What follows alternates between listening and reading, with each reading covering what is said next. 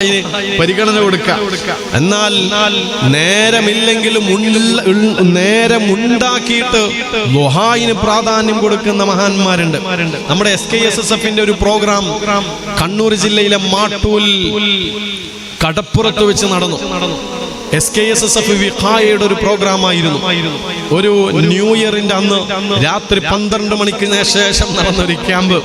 അങ്ങനെ ആ ക്യാമ്പില് എന്റെ മുന്നിലിരിക്കുന്ന SKSSF ചുറുചുറുക്കുള്ള ചെറുപ്പക്കാരോട് ഞാൻ ചോദിച്ചു, നിങ്ങൾ കുറെ കാലമായി മുടങ്ങാതെ നിസ്കരിക്കുന്ന എന്തെങ്കിലും ഒരു സുന്നത്ത് നിസ്കാരമുണ്ടോ എന്ന്. അതിൽ ഏകദേശം ഒരു 23 വയസ്സ് പ്രായമുള്ളൊരു ചെറുപ്പക്കാരൻ അവൻ കൈ ഉയർത്തിയിട്ട് പറഞ്ഞു, തഹജ്ജുദ് മുടങ്ങാറില്ല. ഞാൻ ചോദിച്ചു, എത്ര കാലമായി? 4 കൊല്ലമായി, 4-5 കൊല്ലമായി മുടങ്ങാതെ തഹജ്ജുദ് നിസ്കരിക്കുന്നു.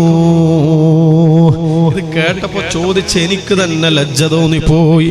പടച്ചോനെ, ഈ ചെറുപ്പക്കാര് സമസ്തയുടെ പതാക നെഞ്ചിലേറ്റുന്നവർ, SKSSF പതാകയെ നെഞ്ചിലേറ്റുന്നവർ, പാതിരാവിന്റെ പാതിവേളയിൽ എഴുന്നേറ്റുകൊണ്ട് മരം കോച്ചുന്ന തണുപ്പിനെ വകവെക്കാതെ എഴുന്നേറ്റുകൊണ്ട് തണുത്ത വെള്ളത്തിൽ വുളൂ ചെയ്തുകൊണ്ട് തഹജ്ജുദ് നിസ്കരിക്കുകയാണ്. ആ തഹജ്ജുദ് നിസ്കാരം മുടങ്ങാതെ 4-5 വർഷമായി തുടരുകയാണ്. എന്റെ പ്രിയപ്പെട്ടവർ, ആലോചിച്ചു നോക്ക്, എത്ര അഭിമാനകരമായ നിമിഷമാണത്.